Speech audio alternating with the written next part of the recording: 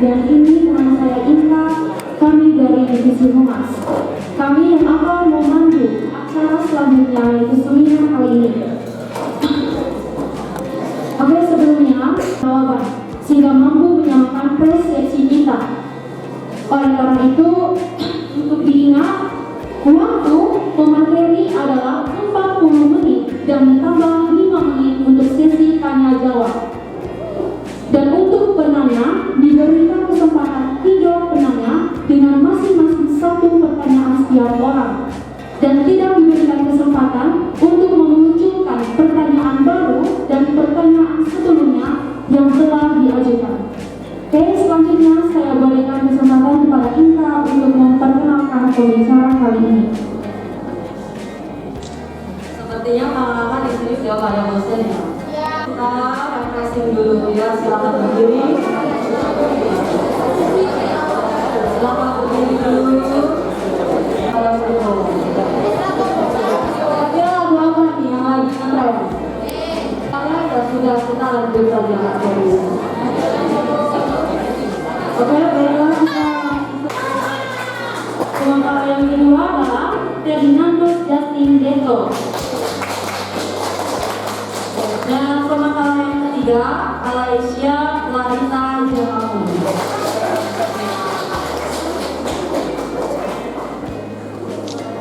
Yang akan dibawakan adalah analisis berbagai faktor penyebab penurunan prestasi belajar pada siswa di SMA yang 1 Langkarenggong. Waktu dan kesempatan kami berikan kepada pemateri. Selamat pagi untuk teman-teman semuanya. Perkenalkan, nama saya Antonia Capriati Harum, kelas 12 PS3. Di sini saya sebagai pembicara pertama. Pertama-tama, marilah kita mengucapkan puji dan syukur kepada Tuhan karena kami sebagai penulis dan kasih kepada semua pihak yang telah terlibat dalam pembuatan karya tulis ilmiah ini, baik kepada narasumber dan terlebih khusus pada guru pembimbing.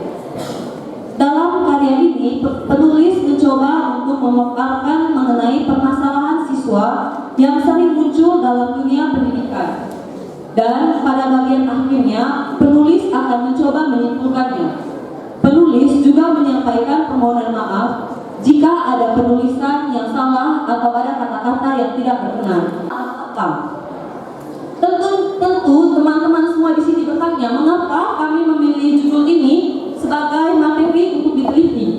Karena seperti yang kita tidak bisa bersama-sama dalam sini, pada saat sekarang ini banyak terjadi penurunan prestasi belajar pada siswa karena kurangnya minat belajar siswa dan siswa itu sendiri, ditambah lagi adanya faktor lain yang menimbulkan hal-hal lain seperti pandemi COVID contohnya. Hal ini tentu merupakan masalah yang menjadi masalah tersendiri bagi sistem pendidikan di Indonesia, sebab penurunan prestasi belajar dapat berdampak pada berkurangnya sumber daya manusia. Hasil belajar merupakan suatu puncak proses belajar. Pada tahap ini, siswa membuktikan keberhasilan belajarnya. Siswa menunjukkan bahwa ia telah mampu memecahkan tugas-tugas belajar atau mentransfer hasil belajar. Bila proses tidak baik atau bila proses transfer ini tidak berjalan dengan lancar, siswa akan merasakan penurunan prestasi hasil belajarnya. Penurunan prestasi ini ada karena beberapa faktor, bisa eksternal maupun bisa juga internal. Dalam makalah ini saya akan memaparkan faktor-faktor yang menyebabkan penurunan prestasi pada siswa tersebut.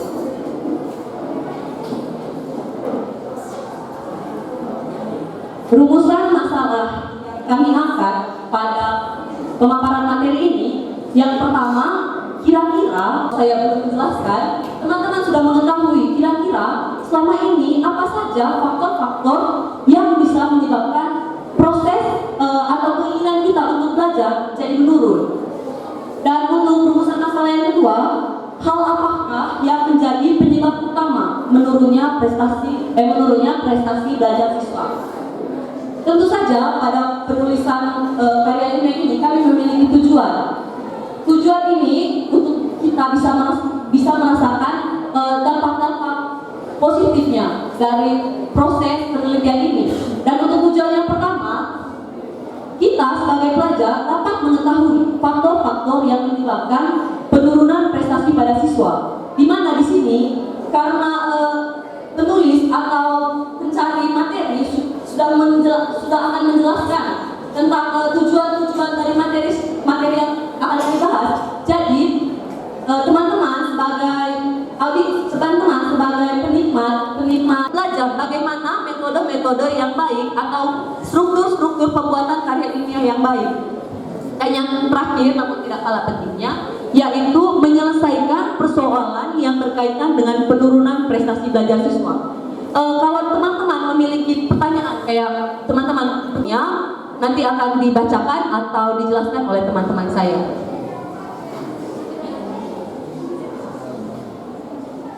Saya akan membacakan atau kita bisa membaca bersama-sama jika teman-teman bisa lihat dalam sini. Namun mungkin kayak umum yang dapat diambil ialah prestasi belajar merupakan hasil yang telah dicapai oleh individu maupun kelompok dari perubahan tingkah laku serta penambahan wawasan yang diterima selama melakukan proses belajar. Dalam hal ini, individu akan mendapat nilai sebagai hasil dan pembelajaran yang telah dilakukan dalam kurun waktu tertentu. Ya, selanjutnya saya akan memaparkan faktor penyebab turunnya prestasi belajar siswa. Yang pertama ada faktor psikologi. Seperti yang kita sudah dengar tadi pada seminar yang sebelumnya tadi, faktor psikolog ini sangat berkaitan erat dengan penyebab turunnya prestasi siswa. Seperti yang kita ketahui, jika salah satu siswa atau seorang siswa memiliki permasalahan pada psikisnya, seperti kayak kita mungkin teman-teman sering dengar kayak panic attack, mental health issues, terus apa lagi ya? Kira-kira ada yang tahu? Panic attack, mental health issues, terus kita yang terlalu jauh mungkin untuk mengimpor tenaga guru yang baik atau fasilitas-fasilitas yang memungkinkan, juga mungkin kayak karena sumber daya manusianya kita yang belum bisa mengoperasikan teknologi-teknologi tersebut yang masuk dalam fasilitas sekolah. Tentunya karena perbedaan fasilitas sekolah ini itu juga dapat menjadi faktor turunnya prestasi siswa. Seperti contohnya kayak kita jangan berkecil hati, hanya ada cerita sedikit. Siswa-siswi yang ada dalam atau bersekolah di sekolah-sekolah negeri di Jakarta, peluang untuk mereka masuk ke dalam PTN negeri kayak untuk masuk UGM, Unpad, apalagi lain, UI, terus apalah pokoknya peluang mereka untuk masuk itu lebih besar karena selain beberapa faktor yang lain, karena didukung juga fasilitas sekolah, kayak mereka lebih mengerti teknologi dari pelajar bagi siswa melalui teknologi seperti TV, radio, handphone, laptop, serta saluran internet yang memudahkan siswa dalam mengakses bahan-bahan belajar. Media elektronik yang dimanfaatkan dengan baik akan memberikan pengaruh yang baik pula terhadap siswa dan juga terhadap prestasi belajarnya. Sebaliknya, media elektronik yang tidak dimanfaatkan dengan baik akan berpengaruh buruk terhadap siswa itu sendiri. Contohnya, setiap pulang sekolah ada salah satu siswa atau ada oknum setiap pulang sekolah dia nonton TV, main HP, main Mobile Legends. Karena kecanduan media elektronik ini tadi, kayak kecanduan nonton TV, nonton brownies, nonton pagi-pagi PSTMP, pagi-pagi ambiar, nonton artis-artis, orang insert, terus main WA, main Instagram, main game, dan dia lupa sama tugasnya, sama tugas utamanya dia sebagai pelajar. Itu tadi mengapa media elektronik menjadi penyebab turunnya prestasi siswa. Tapi kita tidak bisa memungkiri juga sih, media elektronik ini banyak dampak positifnya juga. Dan yang keempat, keluarga. Keluarga bisa menjadi faktor penyebab turunnya prestasi siswa. Seperti yang kita ketahui, di dunia ini tidak semua anak mendapatkan kasih sayang yang full dari orang tuanya. Anak tidak bisa tidak bisa kayak memutar waktu, kayak saya tidak ingin, saya tidak mau, saya maunya mamanya seperti ini, saya maunya mamanya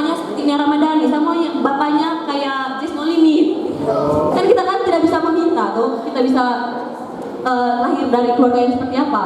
Jadi banyak keluarga yang kayak misalnya mengalami perpecahan dan menyebabkan keadaan anak itu sendiri tidak ingin untuk kayak dia berpikir untuk apa dia belajar kalau dia lihat kondisi keluarganya. Dia juga dapat memberikan pengaruh yang tidak baik pada temannya. Kayak misalnya mereka satu circle, ada satu orang ini dia kurang disiplin dan anak-anak yang lain ini kayak terpengaruh dengan tidak disiplinannya dia, dan itu akan menyebabkan turunnya prestasi siswa. Selanjutnya kita akan masuk kepada metode penelitian. Untuk pembahasan selanjutnya saya akan memberikan waktu dan kesempatan kepada rekan saya. Dan saya akan menjelaskan berkaitan dengan penelitian yang terkait dengan jenis penelitian, metode penelitian, instrumen, waktu dan tempat penelitian, dan sebagainya. Pertama, saya akan menjelaskan tentang jenis penelitian. Jenis penelitian yang digunakan dalam penelitian kami ini adalah metode kualitatif. Jadi metode kualitatif ini merupakan metode penelitian yang bertujuan untuk memahami realitas sosial. Jadi di sini menekankan kepada ada realitas sosial, ada fenomena sosial yang terjadi di sekitar kita, dan kita mengambil dedikasi untuk meneliti suatu permasalahan sosial yang ada di sekitar kita. Nah, ini merupakan sebuah hal yang besar di mana kita bisa ada di sekitar kita. Selanjutnya, dalam melakukan analisis datanya, yaitu dengan memperbanyak informasi, mencari hubungannya, membandingkan, dan menemukan hasil data yang sebenarnya. Dan juga metode jenis penelitian kualitatif ini menekankan kepada bagaimana pengamatan yang kita lakukan, di mana kita mengamati fenomena-fenomena sosial yang terjadi di sekitar kita, dan kita membuat keputusan untuk menelitinya. Penelitian. Metode penelitian yang digunakan dalam penelitian ini adalah metode deskriptif. Metode deskriptif itu kami ambil terkait dengan kuesioner dan juga wawancara. Seperti kami melakukan wawancara ataupun memberikan kuesioner kepada teman-teman kami di SMA Negeri 1 Langgeng, sehingga mereka mengisi kuesioner tersebut, dan kami menggunakan itu sebagai dasar kami untuk menyimpulkan ataupun melakukan penelitian terkait dengan materi kami. Bisa next slide.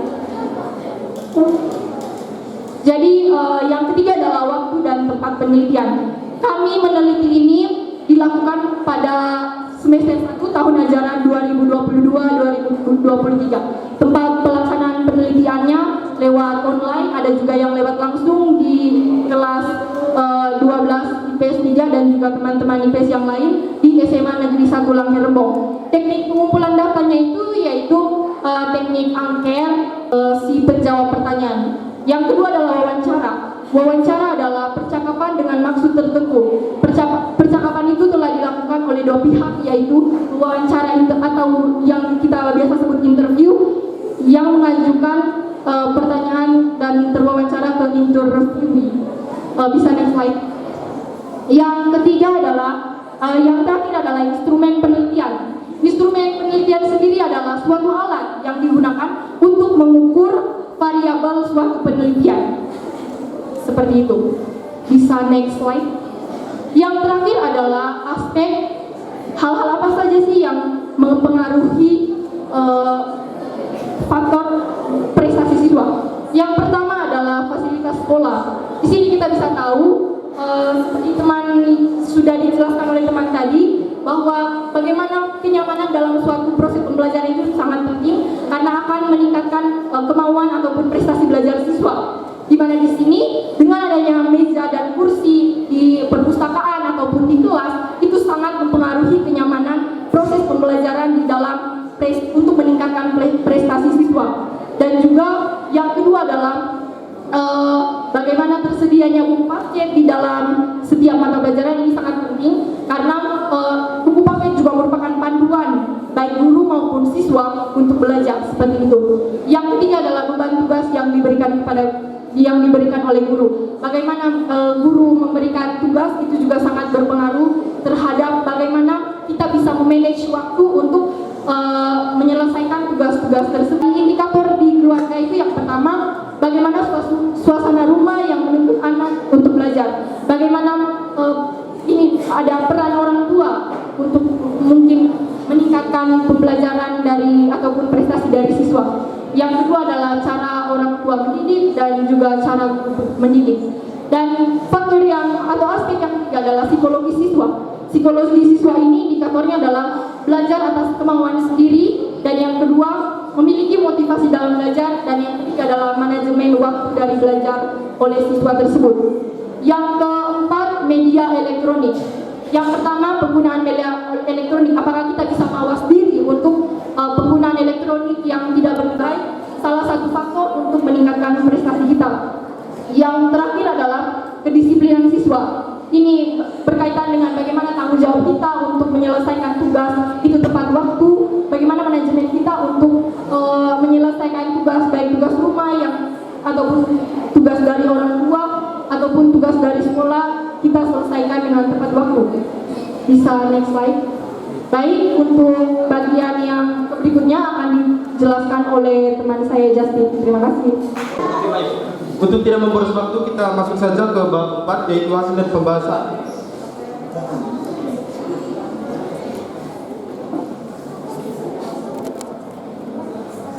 Dan papan tulis di sekolah itu baik. Untuk jawabannya ada 21 jawaban. Untuk jawaban tidak ada 8. Selanjutnya, untuk pertanyaan kedua, apakah buku paket untuk setiap mata pelajaran sudah lengkap dan dalam kondisi baik? Untuk jawabannya ada 25, dan untuk tidak ada 5. Pertanyaan nomor 3, apakah Anda dibebani oleh tugas yang diberikan guru? Pertanyaan nomor 4, apakah kamu tidak bisa belajar di rumah karena pekerjaan rumah? Biasanya ini alasan kalau misalnya guru tanya tugas, pasti jawab gini, saya tidak cocok dengan guru ini, saya tidak cocok dengan guru itu. Tapi sebenarnya masalah itu terdapat di siswa sendiri. Apakah mereka berniat belajar atau tidak? Tapi mereka malah menyalahkan guru. Oke, pertanyaan ke-6, apakah orang tua menyuruhmu untuk belajar?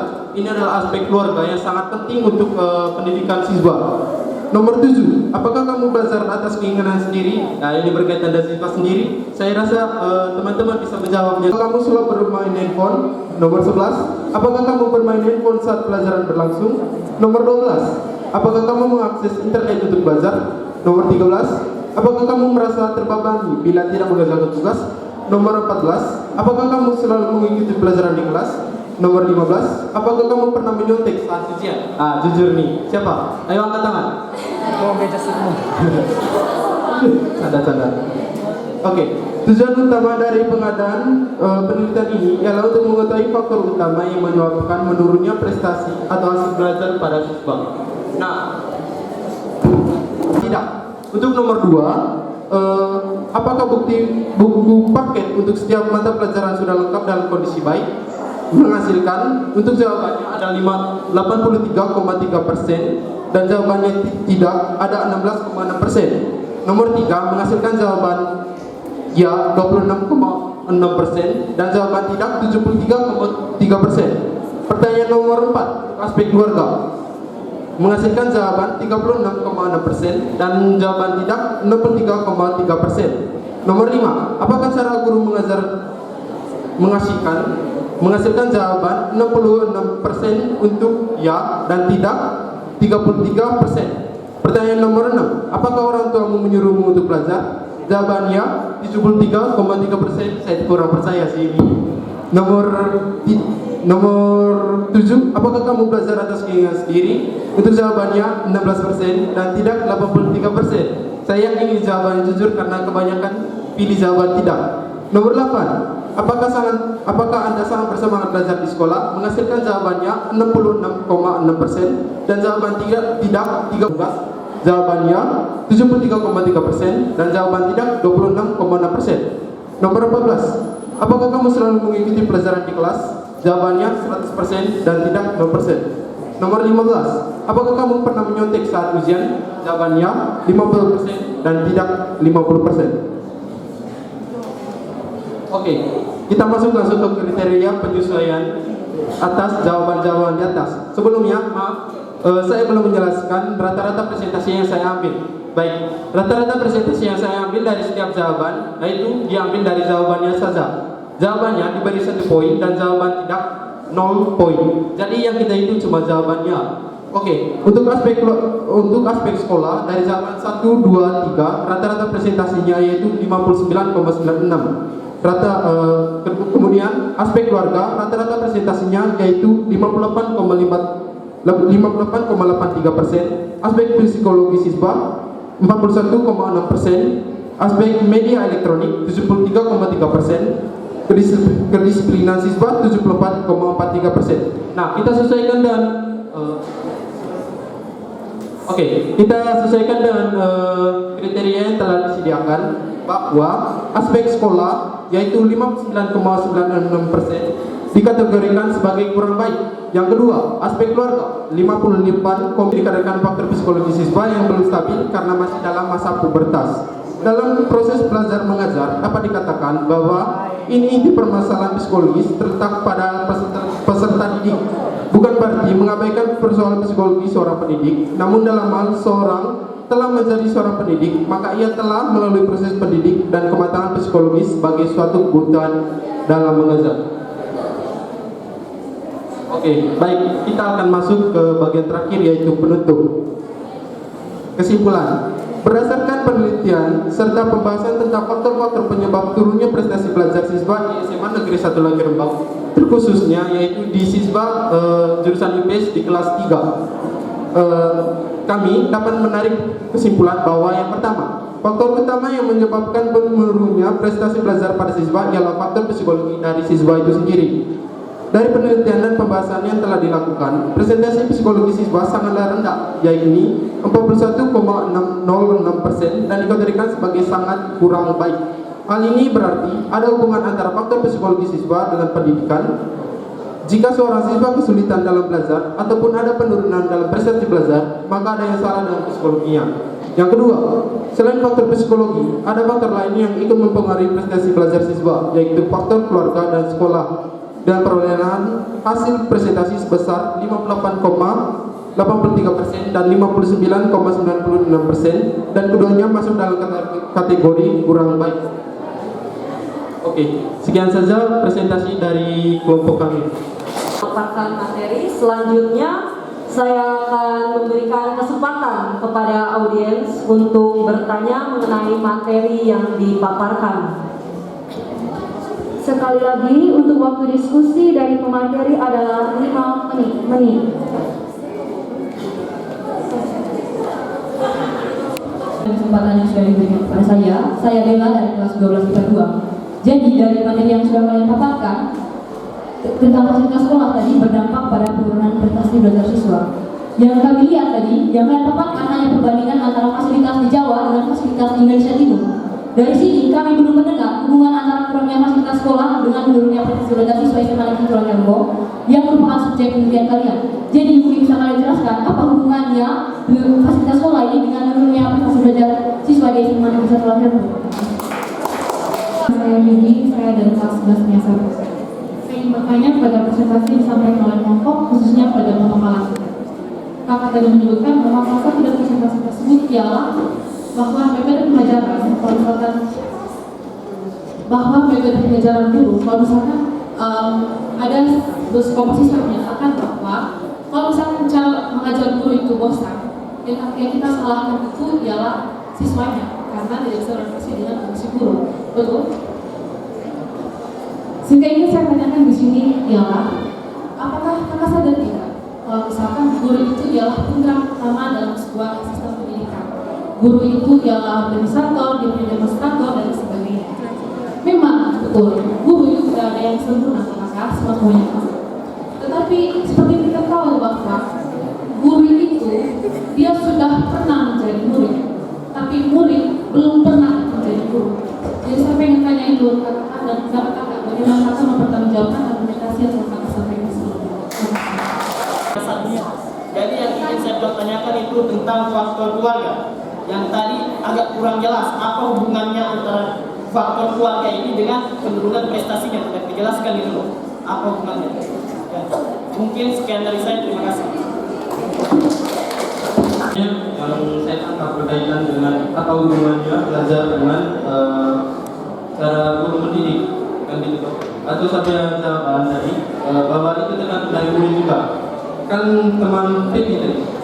Teman Febi menyatakan bahwa guru adalah penggerak. Dan kalau ada penggerak, maka ada hal yang digerakkan. Nah, penggerak ini adalah guru dan hal yang digerakkan adalah siswa. Lalu bagaimana kalau misalnya penggerak ini berusaha menggerakkan hal yang mau digerakkan, tapi apa hal yang digerakkan ini tidak mau digerakkan? Saya simpulkan saja. Ini, kalau misalnya di kehidupan nyata, guru sudah berusaha untuk mengajar, tapi bagaimana kalau murid yang tidak mau ikut mengajar seperti hal yang diberikan oleh guru tersebut? Jadi menurut saya 50-50 lah, 50%. Itu tergantung dari cara mengajar guru dan ketertarikan siswa terhadap cara mendidik guru tersebut. Kalau misalnya sudah berkaitan antara mereka berdua, sudah ada salinan gitu, sudah ada kekeluargaan gitu, ada rasa mimik, ada rasa tertarik. Jadi saya rasa cara belajar gimana ya? Mereka punya pola pendidikan sudah berjalan terus. Tapi kalau misalnya si siswa ini tidak mau mengikuti pelajaran, maka pendidikannya akan tersendat. Mungkin ada tanggapan? Makasih Kak Justin. Tadi Kak Justin bilang kalau misalnya guru itu kan bergerak. Nah, kalau misalnya ada yang namanya bergerak, maka ada hal yang digerak. Mungkin kakak bisa flashback sedikit pernyataan saya bagian terakhir tadi. Kalau misalkan guru memang adalah manusia kayak kita yang tidak sempurna, kakak. Tetapi seorang guru itu kan lebih pengalaman. Guru itu pernah menjadi seorang murid, tapi murid belum pernah menjadi seorang guru. Makanya seorang murid itu perlu guidance dari guru. Even kalau misalkan guru yang bilang anak ini kelas dan sebagainya, tapi kan itu menjadi tanggung jawab seorang guru, maka dia itu adalah orang yang jauh lebih pengalaman dalam dunia pendidikan. Mungkin jadi saya kasih. Oke, kita balik lagi dengan persepsi masing-masing orang. Nah, menurut itu guru, menurut misalnya saya guru, menurut saya cara mendidik ini sudah bagus, sudah sejalan dengan apa yang diminati oleh siswa-siswa. Tapi belum tentu siswa yang misalnya ada siswa yang minat dan dapat cara belajar, tapi ada siswa yang tidak minat, begitu. Jadi kembali terhadap persepsi masing-masing.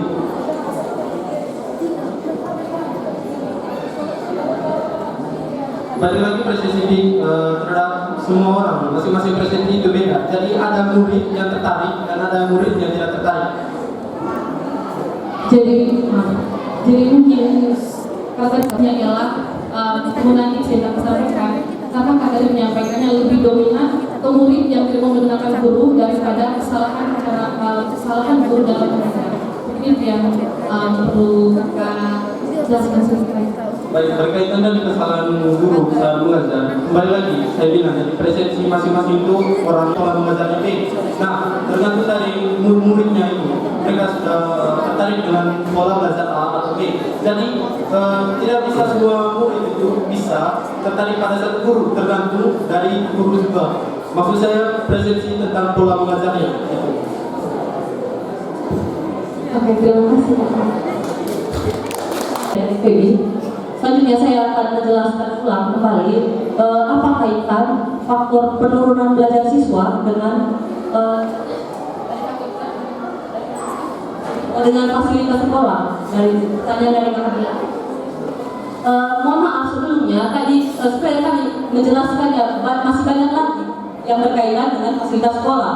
Cuma tadi karena waktunya kan dikerat, jadi kami harus mempersingkat pembahasannya. Mengapa fasilitas sekolah ini sangat berpengaruh terhadap faktor penurunan prestasi belajar siswa? Tadi kan saya hanya membandingkan sekolah Jawa di luar Jawa dan sekolah di Indonesia Timur. Mengapa saya membandingkan seperti itu? Karena itu yang bisa membuka kayak point of view kita kan berbeda-beda. Tapi itu bisa membuka sisi pandang kita terhadap apa yang terjadi, fenomena apa yang terjadi di Jawa dan di sini dalam sekolah tidak memungkinkan untuk belajar. Tentunya keinginan atau minat belajar dari siswa tersebut itu bisa menurun. Kayak seperti contohnya kursi dan meja yang tidak layak, atau keadaan kelas, keadaan suatu ruangan yang menjadi tempat